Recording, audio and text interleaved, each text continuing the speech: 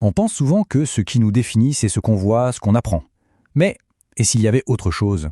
Quelque chose d'invisible, une sorte de courant souterrain qui nous traverse de génération en génération.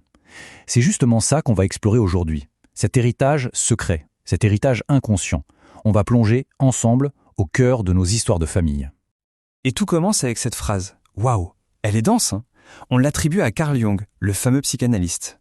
Quand on la lit comme ça d'un coup, elle peut sembler un peu mystérieuse, un peu complexe.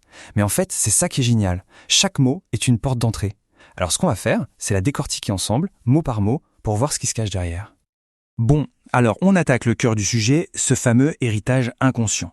L'idée, c'est qu'une partie de ce qu'on est viendrait de nos parents. Mais attention, pas par la biologie, ni même par l'éducation classique, non, c'est autre chose. Mais alors, concrètement, ça veut dire quoi? Voilà, la citation commence fort, avec cette idée que l'enfant porte en lui l'inconscient de ses parents. Et là, il faut bien comprendre. On ne parle pas de la couleur des yeux ou d'une recette de grand-mère qui se transmet. Non, c'est beaucoup plus subtil. C'est comme si une partie du monde intérieur des parents, de leur psyché, était transmise directement à l'enfant, sans passer par les mots ou les leçons.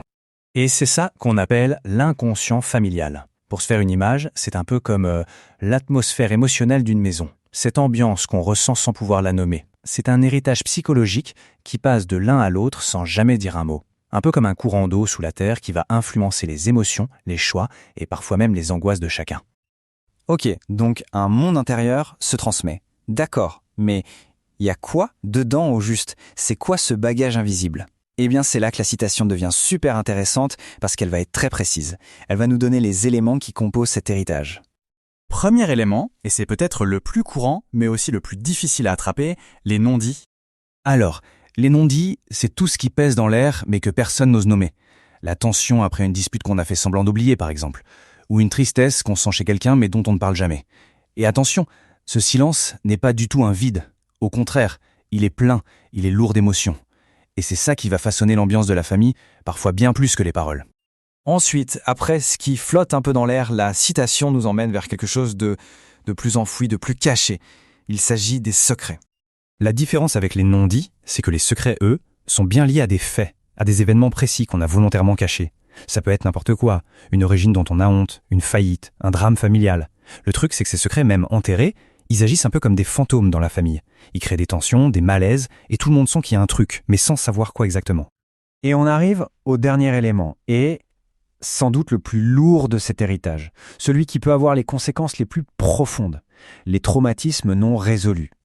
Là, l'idée est vraiment vertigineuse. C'est l'idée qu'une douleur, un choc du passé, puisse littéralement se transmettre. Imaginez, un deuil qui n'a jamais été fait, le traumatisme d'une guerre, un exil forcé.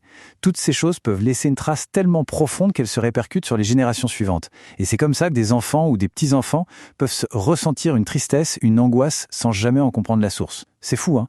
La douleur a une mémoire qui nous dépasse complètement. Jusqu'à maintenant, on est resté assez proche. On a surtout parlé des parents.